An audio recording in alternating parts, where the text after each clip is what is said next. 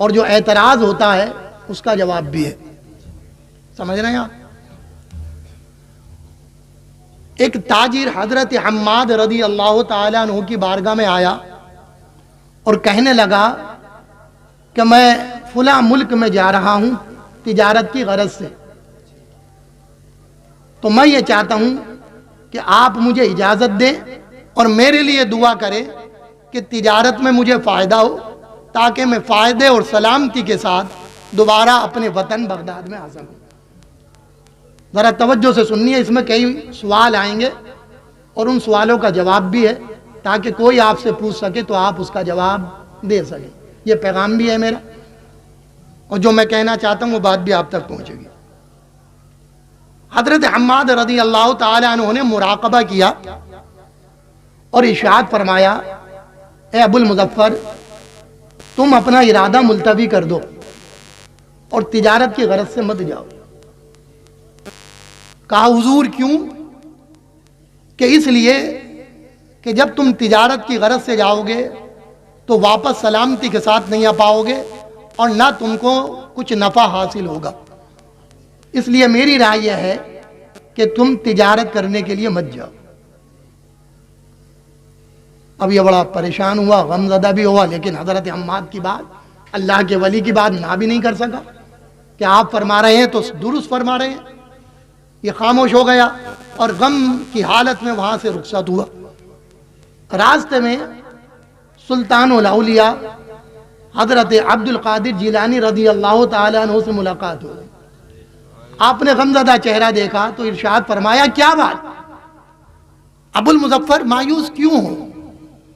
کہا حضور میں تجارت کے لیے سارا سامان باندھا تھا، روانہ ہونا چاہ رہا تھا، حضرت حماد کی بارگاہ میں آیا، ان سے میں نے کہا تو انہوں نے مجھے بہت پریشانیاں بتا دی اور یہ کہا کہ تمہارا نہ جانا مناسب ہے، اگر تم جاؤ گے تو سلامتی کے ساتھ واپس نہیں آؤ گے. میں اسی غم اور پریشانی میں ہوں.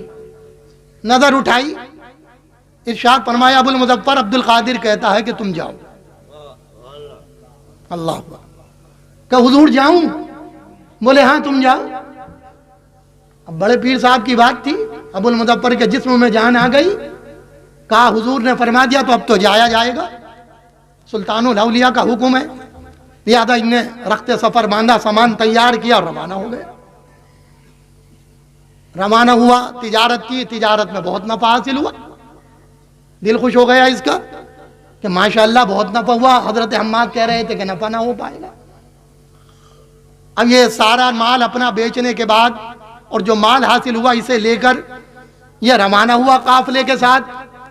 اب قافلہ جب ایک جگہ رکا تو وہاں پر اس کی تھیلی اس سے گم ہو گئی.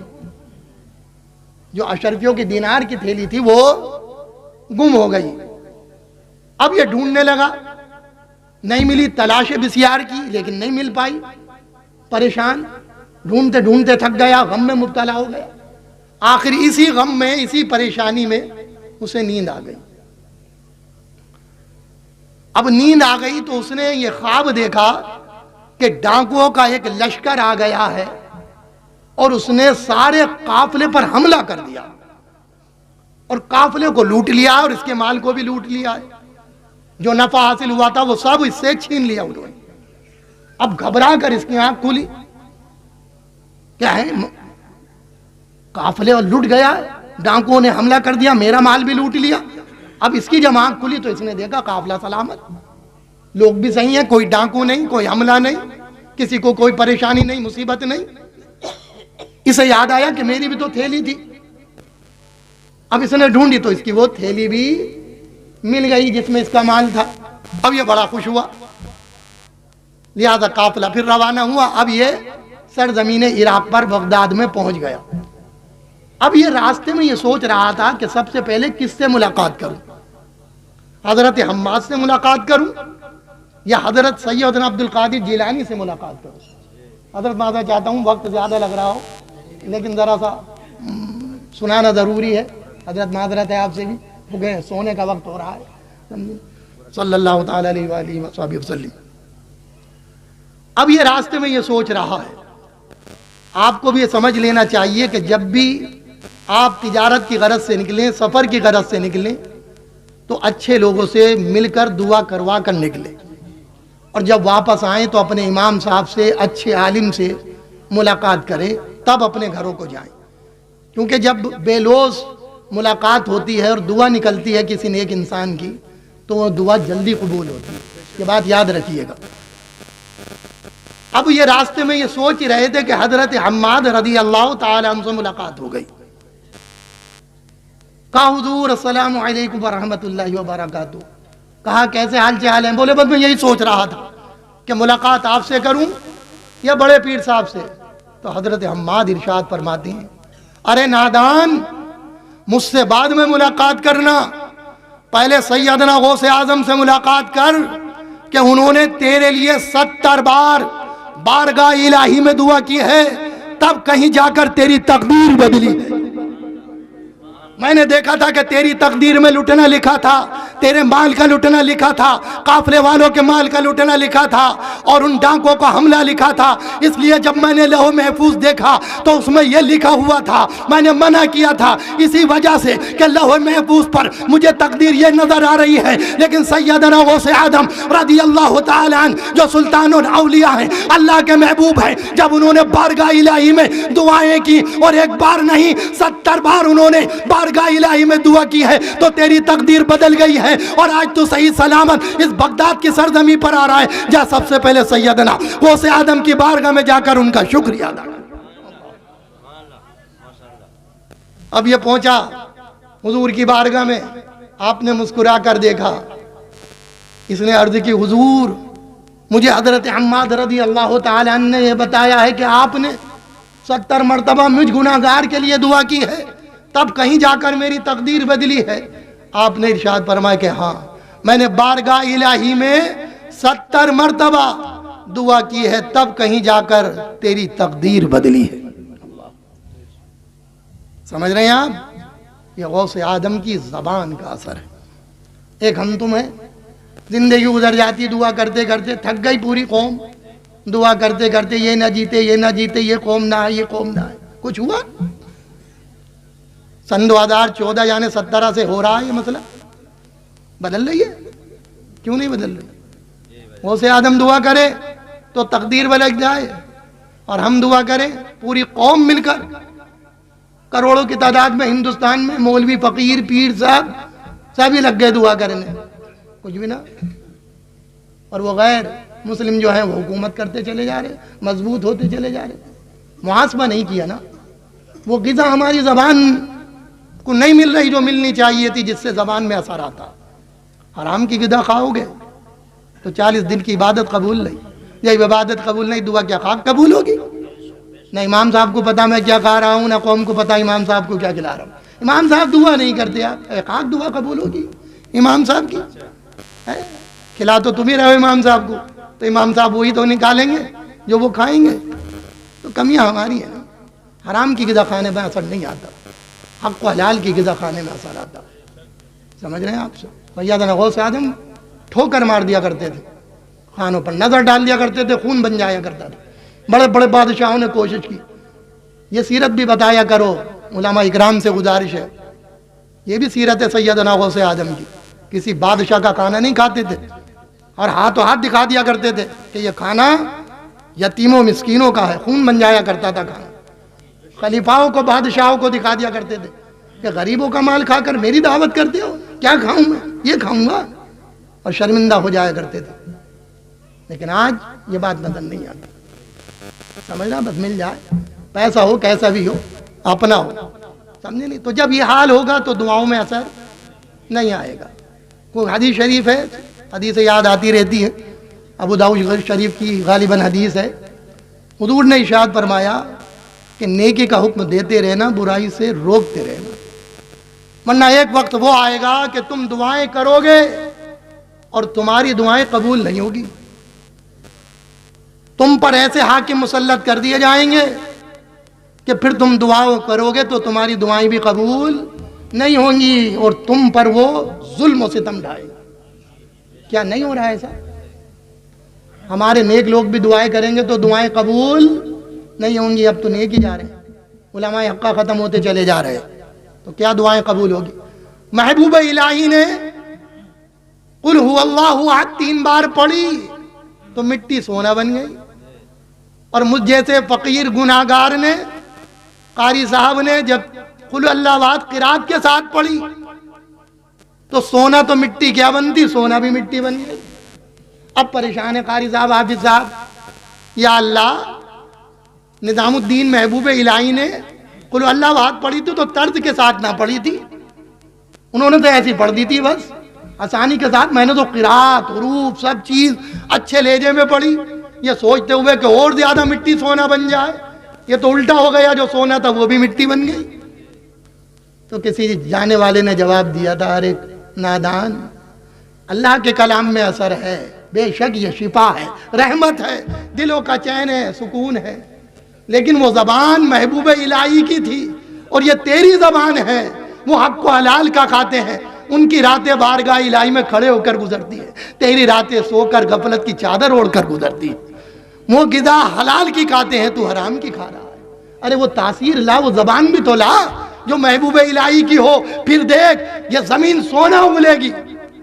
ये जो सोना आज मिट्टी बन गया वो जबान भी तो लेके आ, है ना। तो हमारी वो जबान कहाँ है, कैसे होगी दुआ करो, समझ नहीं। तो हमारा दिल काला हो चुका, गुनाहों के समंदर में डुबकियां लगा रहे हैं। मैं तो कहता हूं अल्लाह बहुत बड़ा रहीम है, बहुत करीम है। इतने गुनाह, इतनी नाफरमानियां, औलाद हमारी नाफरमान होती है, 1 दिन 2 दिन 10 दिन, कितने दिन देखते हैं माँ बाप, और आखिर में कहते हैं भाई हम तुझसे माफी मांगते हैं, हमारे घर से निकल जा, तूने तो हमारी पूरे गांव में बेइज्जती कर दी, कहीं का नहीं छोड़ा, कोई गुनाह तुझसे नहीं छूट रहा। बदअमाली पर बदअमाली, बदअमाली पर बदअमाली। अब हम तुझसे माफी मांगते हैं, खत्म तेरा हमसे रिश्ता। यही होता है ना। और हम दिन भर रोजाना गुनाह पर गुनाह, गुनाह पर गुनाह, नाफरमानी पर नाफरमानी। अरे हमारे अमाल ऐसे हैं कि हमें रिस्क नहीं मिलना चाहिए, पत्थरों की बारिश हो, लेकिन कुर्बान जाऊं अपने रब की रहमत पर। वो गफूर, गफ्फार, रहीम, करीम, इतने गुनाहों के बावजूद भी हमसे नाराज नहीं होता और कहता है बंदे मेरी बारगाह में आ, तुझे सब ठुकरा देंगे लेकिन तेरा रब तुझे ना ठुकराएगा।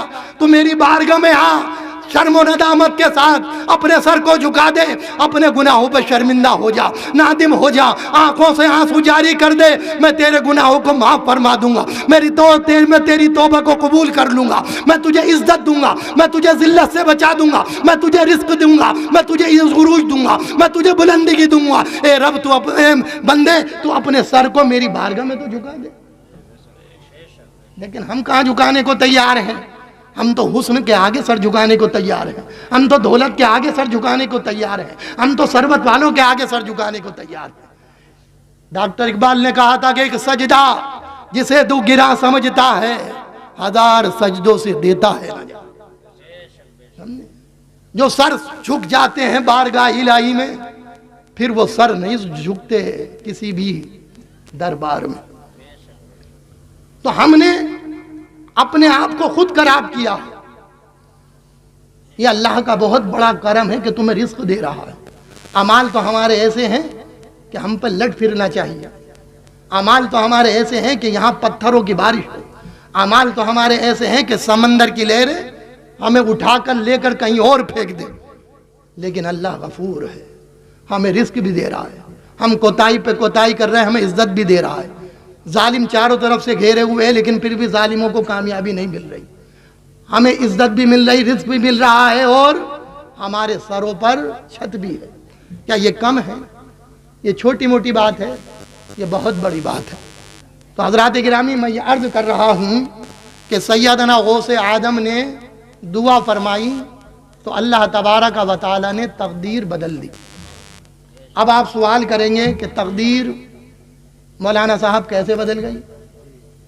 आजकल यूट्यूब पर कई चैनल बने हुए हैं जिनकी जुर्रत और हिम्मत इतनी हो गई है कि वो कार्टून बना रहे हैं औलिया इकराम का, और हंसी मजाक करते हुए वो उन वाक़यात को जो हमारे उलमा बयान करते हैं उसको लेता है और टारगेट कर कर उसमें एतराज़ बनाता है और हंसी उड़ाता है। کہ یہ اولیاء اکرام ہیں، جلا دیا، بھسم کر دیا، ایسا ہو گیا ویسا ہو گیا. سمجھ رہے ہیں آپ؟ اور اس کا کوئی جواب ہماری طرف سے نہیں آ پا رہا. اب ہمارا جب بچہ اس چیز کو دیکھتا ہے تو اس کے ذہن میں اس کی باتیں گردش کرنے لگتی ہیں اور بہکنے کے چانس زیادہ ہوتے جا رہے ہیں. کیوں؟ کہ اسے ان باتوں کا علم نہیں کہ اولیاء اکرام کی کرامت کیا ہے. کیا ایسا ہو سکتا ہے کہ سیدنا غوث آدم اپنی کھڑاؤ کہیں بھیجیں اور کہیں اور چلی جائے؟ سمجھ رہے ہیں آپ؟ کیا اللہ کے حکم سے، یہ کہنے سے قم باذن اللہ، جانور کو زندہ کر دیں، لوگوں کی پریشانی دور کر دیں، مصیبتیں دور کر دیں؟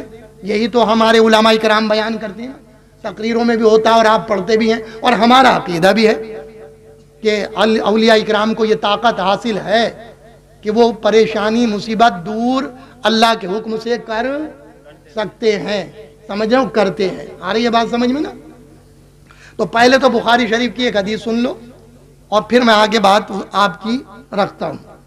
بخاری شریف کی حدیث ہے، حضرت ابو ہریرہ رضی اللہ تعالی عنہ سے روایت ہے. حدیث تو بہت بڑی ہے، میں اس کا مختصر سے ایک چھوٹا سا ٹکڑا آپ کے سامنے رکھ رہا ہوں. حضور ارشاد فرماتے ہیں کہ جب بندہ فرض کو ادا کرتا ہے اور نفل کو ادا کرتا ہے تو اللہ تعالیٰ ارشاد فرماتا ہے کہ بندہ جو نماز میں نے اس پر فرض کی ہے اسے ادا کرتا ہے اور وہ نماز مجھے پسند ہے، پھر وہ نوافل ادا کرتا ہے تو وہ بندہ میرا قرب حاصل کر لیتا ہے، میں اس سے محبت کرنے لگتا ہوں، وہ میرا محبوب بن جاتا ہے. اور جب میں اس سے محبت کرنے لگتا ہوں تو میں اس کے کان بن جاتا ہوں، میں اس کی آنکھ بن جاتا ہوں اور میں اس کے ہاتھ بن جاتا ہوں. آگے کی حدیث میں روک رہا ہوں، بس اتنی بات ہے کیونکہ وقت ہمارے پاس کم ہے. اتنی بات سمجھ لیجئے کہ جب کوئی بندہ اللہ کے قریب ہو جائے، اس کا محبوب ہو جائے، تو اللہ اس کے کان، اس کی آنکھ، اس کے ہاتھ بن جاتا ہے نا؟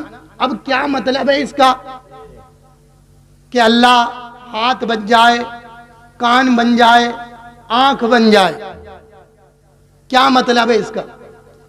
تو امام فخر الدین رازی اپنی مشہور زمانہ کتاب تفسیر کبیر میں ارشاد فرماتے ہیں کہ اللہ کے کان اور آنکھ اور ہاتھ بن جانے کا مطلب کیا ہے، اسے سمجھ لیں آپ.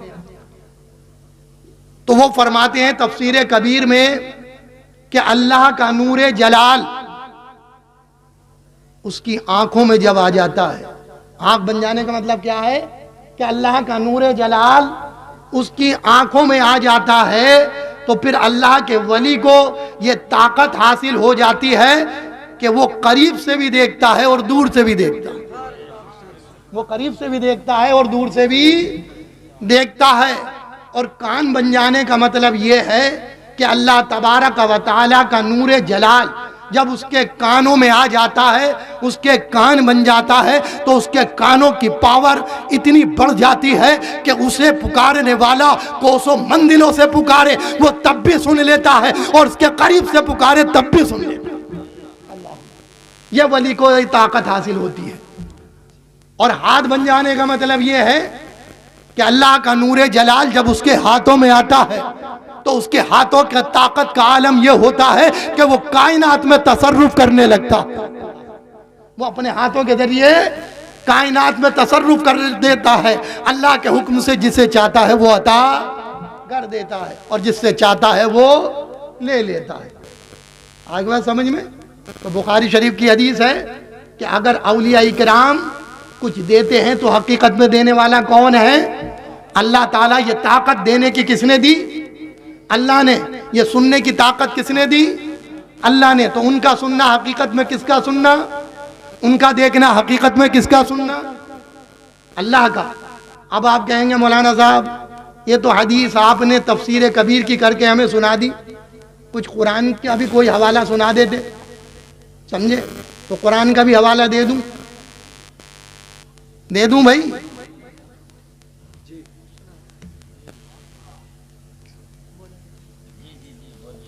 بھئی یہی حوالہ دے دیتا ہوں، پھر تقریر کو اختتامی کر دیا جائے تو بہتر ہے. درود شریف تقدیر کرے گیا تو وہ بھی ٹھیک ہے، وہ سننا چاہیں گے ٹھیک ہے، ماشاء اللہ. درود شریف پڑھیں صلی اللہ تعالی علیہ وآلہ وصحبہ. تو وہی سنا دوں کیونکہ وقت زیادہ ہو رہا ہے، آپ لوگ سونے کی حالت میں.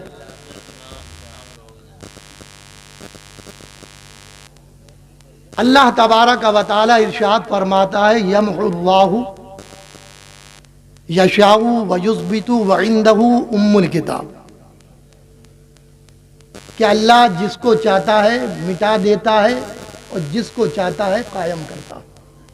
یمحو اللہ ما یشاء ویثبت ما یشاء وعندہ ام الکتاب، اور اسی کے پاس ہے ام الکتاب. تو پتہ یہ چلا کہ اللہ جس کو چاہے قائم رکھتا ہے اور جس کو چاہے مٹا دیتا ہے. اتنی بات سمجھ میں آ گئی آپ کی؟ مشکات شریف کی حدیث ہے، حضور صلی اللہ تعالی علیہ وسلم ارشاد فرماتے ہیں الدعاء یرد القضاء، کہ دعا تقدیر کو بدل دیتی ہے. سمجھ رہے ہیں آپ؟ دعا تقدیر کو بدل دیتی ہے.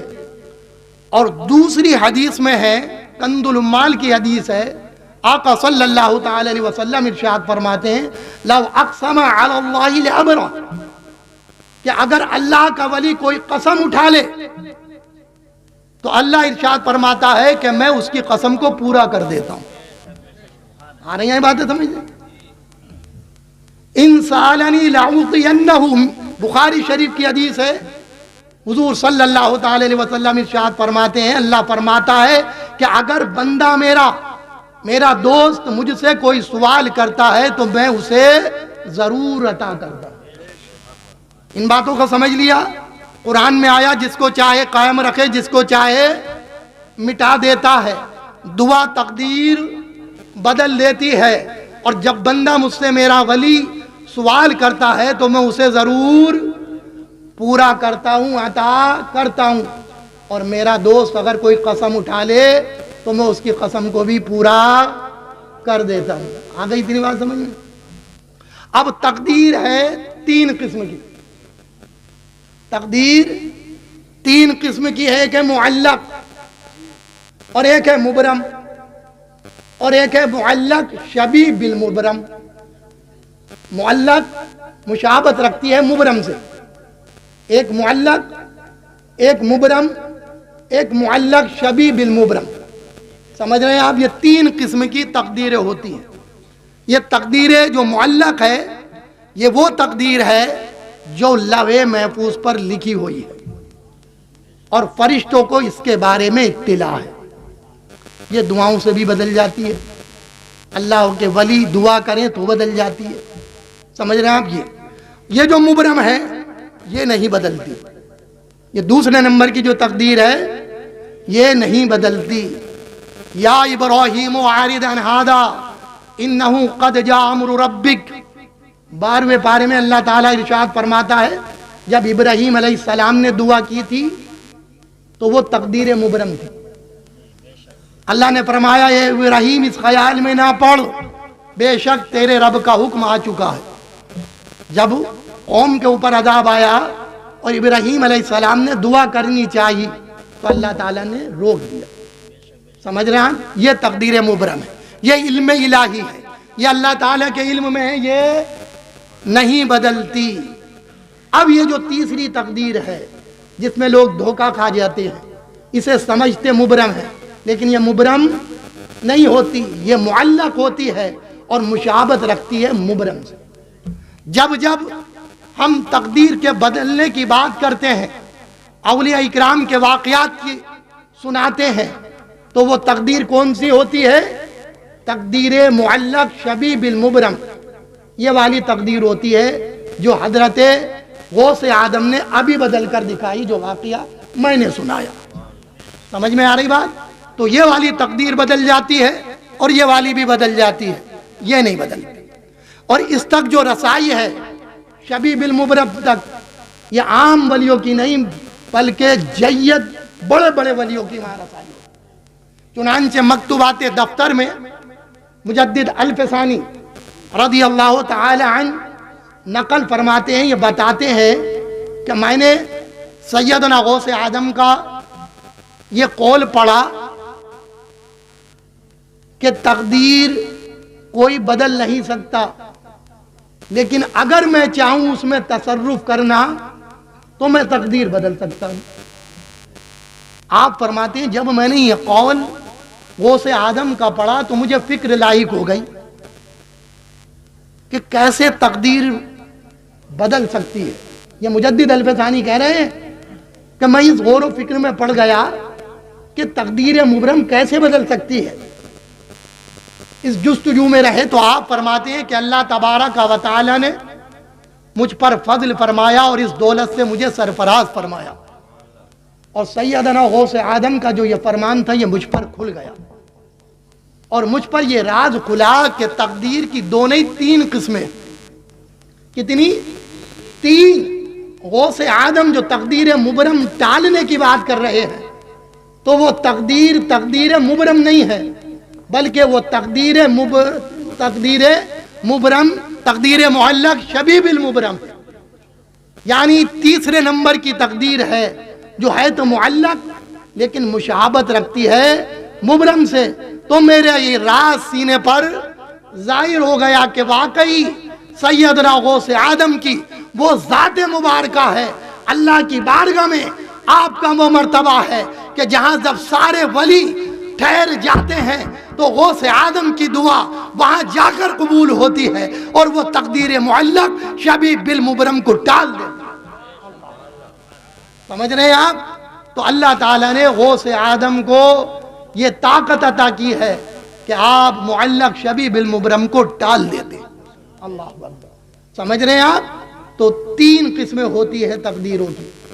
ایک تقدیر جو ہے دوسرے نمبر کی وہ نہیں بدلا کرتی، اور تیسری نمبر کی جو تقدیر ہے وہ غوث اعظم کو اللہ نے یہ طاقت عطا کی ہے کہ آپ اگر دعا کریں تو وہ بدل جاتی ہے، اور اس کی خبر فرشتوں کو بھی نہیں ہوتی ہے۔ سمجھے؟ وہ اللہ کے پاس ہوتی ہے، اور اللہ کی عطا سے وہ اللہ کے ولیوں کے پاس ہوتی ہے۔